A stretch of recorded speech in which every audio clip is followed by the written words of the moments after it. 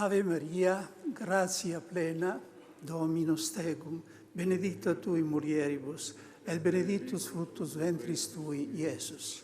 Santa Maria Mater Dei, ora pro nobis peccatoribus, nunc et in hora mortis nostre. Amen. Mater divine gratiae, Ora pro nobis.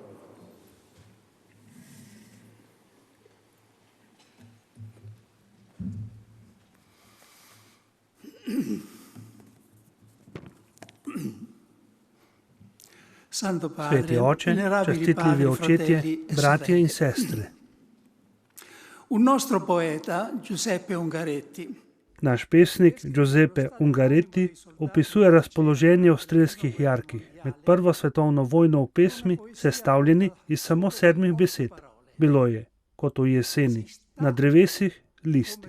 Zaradi pandemije danes celotno človeštvo doživlja to minljivost življenja. Sveti Gregor Veliki je zapisal: Gospod nas včasih poučuje z besedami, včasih pa z dejstvi.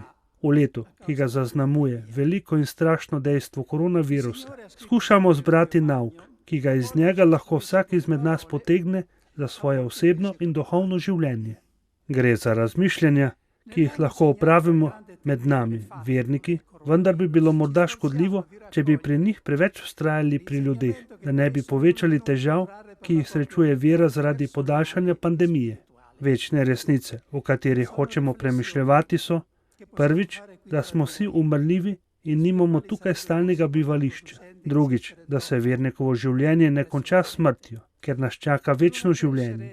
Tretjič, da nismo sami na majhnem čolnu našega planeta, ker je beseda postala meso in se naselila med nami. Prva od teh resnic je predmet izkustva, drugi dve sta pa predmet vere in upanja. Memento mori. Danes začenjamo s premišljevanjem o prvi od teh večnih maksim, smrtjo. Spominjaj se, da boš umrl.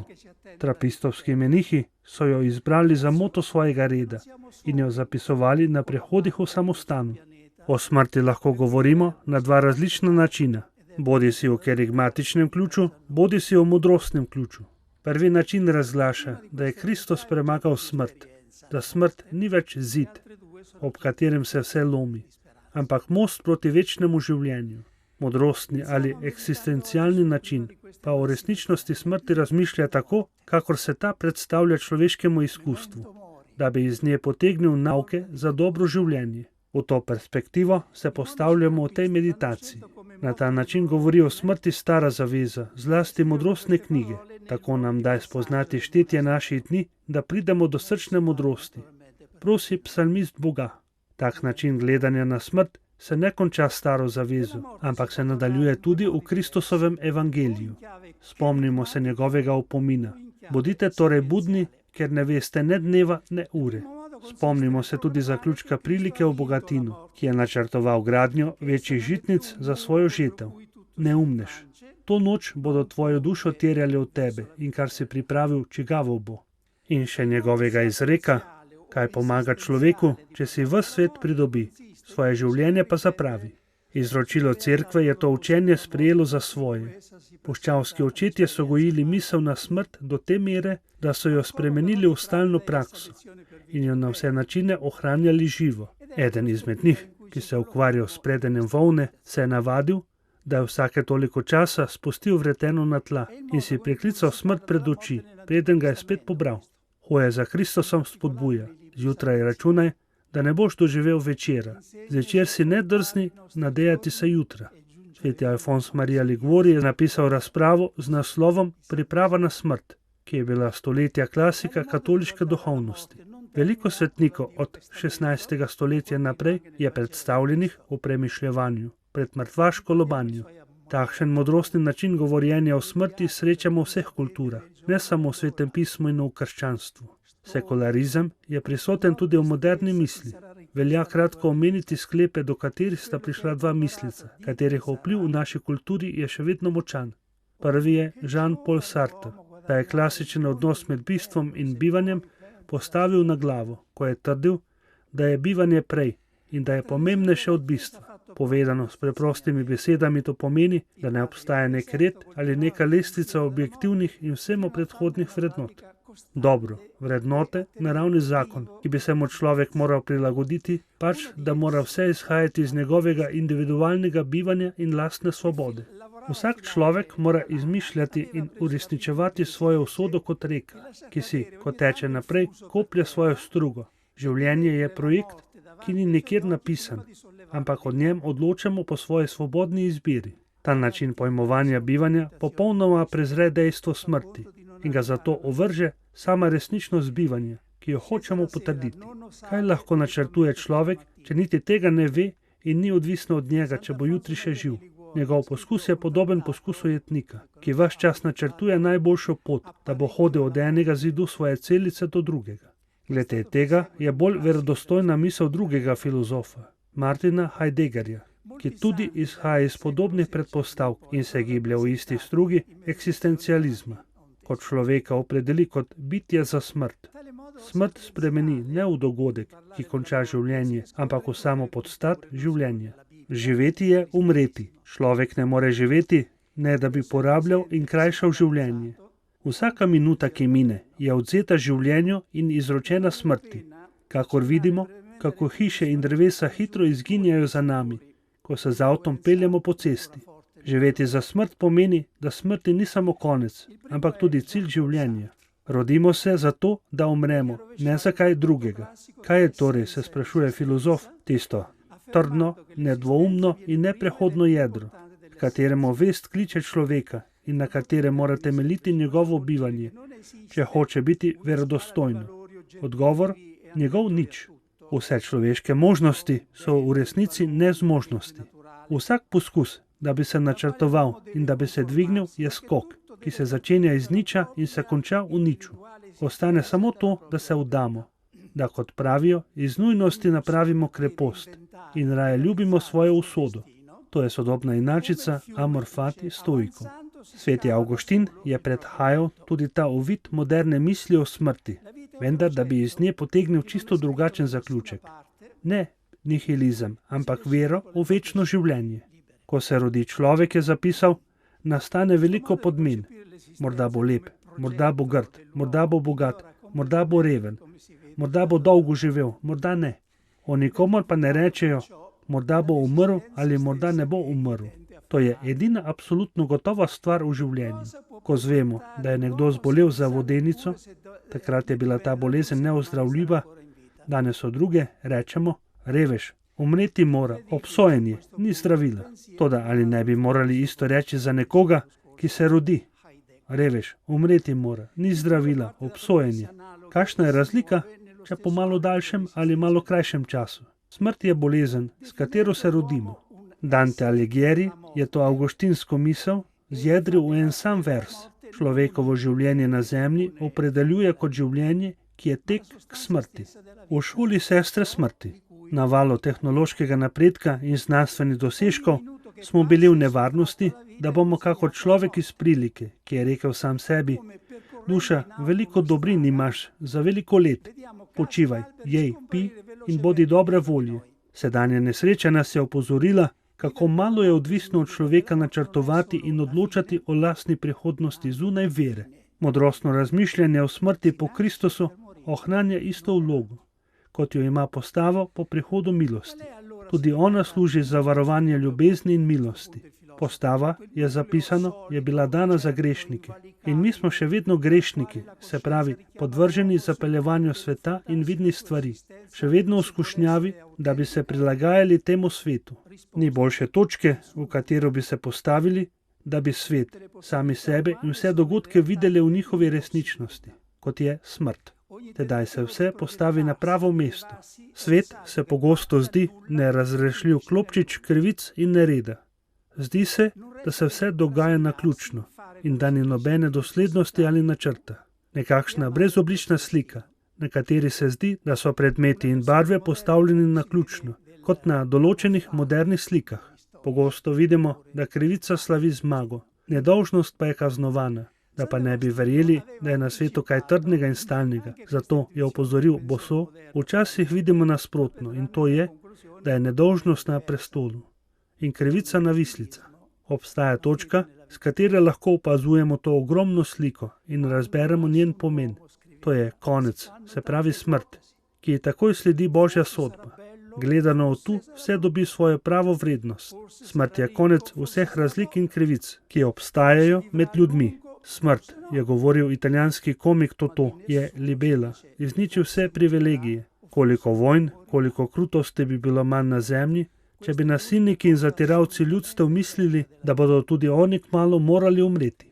Pogledati na življenje stališča smrti je izjemna pomoč, da živimo dobro. Te vznemirjajo problemi in težave, pojdi naprej, postavi se na pravo mesto. Na te stvari poglej smrtne postelje. Kako bi rad ravnal takrat? Kakšen pomen bi dajal tem stvarim? Si s kom v sporu? Poglej na zadevo smrtne postelje. Kaj bi hotel takrat storiti? Zmagati ali ponižati se? Prevladati ali odpustiti? Misel na smrt nam preprečuje, da bi se navezali na stvari, da bi na zemlji uredili dom srca, ko bi pozabili, da nimamo tu stalnega mesta. Človek, pravi neki psalem, ob svoji smrti ničesar ne vzame s sabo, njegova slava ne gre dol za njim. V starih časih je bilo običajno, da so kralje pokopavali z njihovimi dragulji. To je seveda spodbujalo prakso oskrunjanja grobov, da so odnesli zaklade. Najdeni so bili tovrstni grobovi, kateri so, da bi zadržali skrunilce, nad sarkofag dali napis: "Tukaj sem samo jaz." Kako resničen je bil ta napis, čeprav je grob dejansko skrival dragulje. Ko človek umre, seboj ne vzame ničesar. Bedite. Sestra smrt je v resnici dobra starejša sestra in dobra učiteljica. Če jo znamo ubogljivo poslušati, nas nauči veliko stvari. Cerkev se ne boji poslati nas k njej v šolo. V bogoslužju pepelnične srede je odpev z močnimi toni, ki v latinskem izvirniku zveni še močneje. Pravi: popravimo, kar smo slabega storili iz nevednosti. Naj se ne zgodi, da bi ob nenadnem prihodu ure smrti iskali prostor za pokoro, pa ga ne bomo več našli. En dan, ena sama ura, ena dobra spoved. Kako drugače bi se nam zdele vse te stvari v tistem trenutku. Koliko bolj bi jih cenili kot žezla in kraljestva, kot dolgo življenje, kot bogatstvo in kot zdravje. V mislih imam, poleg asketskega področja, še drugo področje, na katerem nujno potrebujemo sestro smrt za učiteljico. Evangelizacijo. Misel na smrt je skoraj edino orožje, ki nam je ostalo, da pretresemo topost družbe izobilja, ki se je zgodilo to, kar se je zgodilo izvoljenemu ljudstvu, rešenemu iz Egipta. Zredil se je in začel brcati in je zapustil Boga, ki ga je naredil. V občutljivem trenutku zgodovine izvoljenega ljudstva je Bog rekel preroku Izaiju: kliči. Prerok je odgovoril: kaj naj kličem? In Bog, da je vsak človek trava, vsa njegova dobrota kot cvetlica na polju. Trava se posuši, cvetica uvene, ko Gospodov duh pihne vanjo. Mislim, da Bog danes daje isti ukaz svojim prerokom, in to zato, ker ljubi svoje otroke in noče, da bi bile kakor ovce, ki jih ženejo v podzemlje, ki jih smrt žene na pašo. Vprašanje o smislu življenja in smrti je opravilo pomembno vlogo pri prvi evangelizaciji Evrope in ni izključeno, da ne bi moglo izvršiti podobne naloge v sedanjem prizadevanju pri njeni ponovni evangelizaciji. Če je namreč kaj, kar se od takrat do danes ni v ničemer spremenilo, je ravno to, da morajo ljudje umreti. Beda častitljivi pripoveduje, kako je krščanstvo vstopilo na sever Anglije in premagalo odpor poganstva. Kralj je sklical veliko zborovanje svojega kraljestva, da bi se odločili glede vprašanja, ali naj krščanske misionarje pustijo priti ali ne. Mnenja so bila nasprotujoča. Potem pa je vstal eden od dostojanstvenikov in v bistvu imel tale govor: človekovo življenje na zemlji, o kralj, lahko opišemo takole. Predstavljaj si, da je zima. Sediš pri večerji s svojimi vojvodami in pomočniki. Sredi sobe gori ogenj, ki ogreva prostor, medtem ko zunaj besni zimski vihar z dežjem in snegom. V tvojo palačo nenadoma prileti vrabec. Pride skozi odprtino in zelo hitro odleti na drugi strani. Dokler je v notranjosti, je zaščiten pred zimskim mrazom.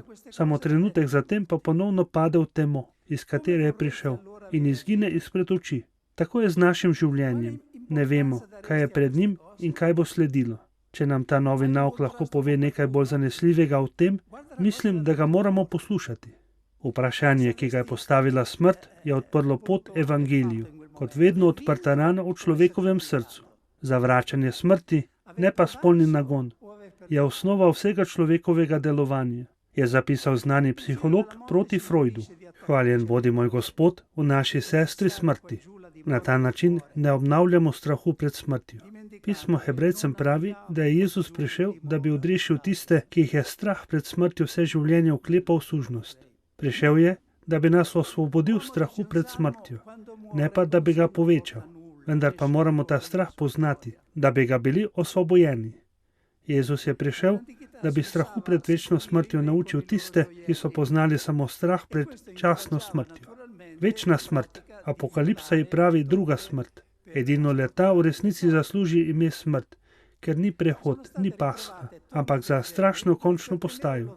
Da bi ljudi rešili pred to nesrečo, moramo kristjanom spet začeti oznanjati o smrti. Nihče ni bolje od Frančiška Asiškega poznal novega, velikonočnega obraza krščanske smrti.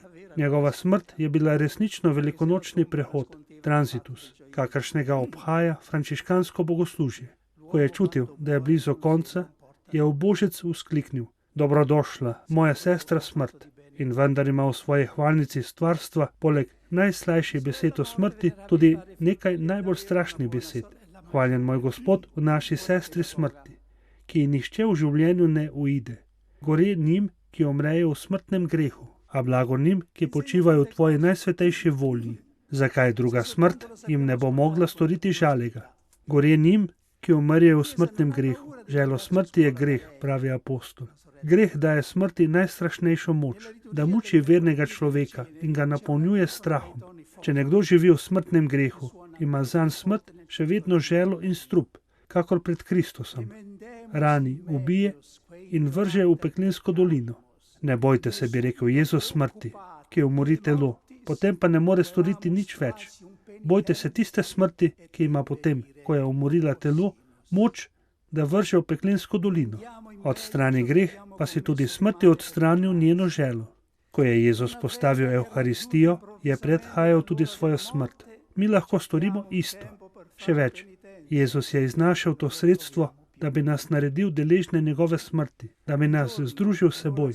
Udeležba pri Evharistiji je najbolj resničen, pravilen in učinkovit način, da se pripravimo na smrt. V njej obhajamo tudi svojo smrt in jo dan za dnem darujemo očetu. V Evharistiji lahko svoj amen da dvignemo k očetu, k temu, kar nas čaka, k načinu naše smrti, ki nam jo bo dopustil. V njej delamo oporoko. Določamo, komu zapustiti življenje, za koga umreti. Res je, rojeni smo, da lahko umremo. Smrt ni samo konec, ampak je tudi cilj življenja. Vendar pa se to še zdaleč ne zdi obsodba, kakor je dejal zgoraj omenjeni filozof, pač pa se kaže kot privilegij. Sveti Gregor iz Nise pravi: Kristus se je rodil, da bi mogel umreti, se pravi, da bi lahko dal življenje v odkupnino za vse. Tudi mi smo prejeli življenje v dar, da bi imeli nekaj enkratnega, dragocenega, vrednega Boga, da bi tudi mi lahko to podarili njemu v dar in žrtev. Kaj lepšega si lahko zamislimo za življenje, kot da iz njega iz ljubezni naredimo dar stvarniku, ki nam ga je iz ljubezni podaril. Za svoje lahko sprejmemo duhovnikove besede pri darovanju pri maši. Po tvoji dobroti smo prijeli to življenje, tebi ga prinašamo, naj postane živa, sveta in tebi prijetna daritev. Z vsem tem misli na smrt nismo odzeli njenega žela, njene sposobnosti, da nas muči, kar je hotel izkusiti v Getsemaniju. Smo pa vse bolj pripravljeni sprejeti to lažilno sporočilo, ki prihaja iz vere in ga bogoslužja oznanja v hvalospevu pri maši za pokojni. Tvojim vernim, Gospod, se življenje samo spremeni, ne pa uniči. Ko smrtjo razpade šotor našega bivanja na zemlji, nam je že pripravljeno večno bivališče v nebesi. O tem večnem bivališču v nebesi bomo govorili, če bo Bogu všeč, v prihodnji meditaciji. Častitljivi očetje, bratje in sestre, lep adventni čas.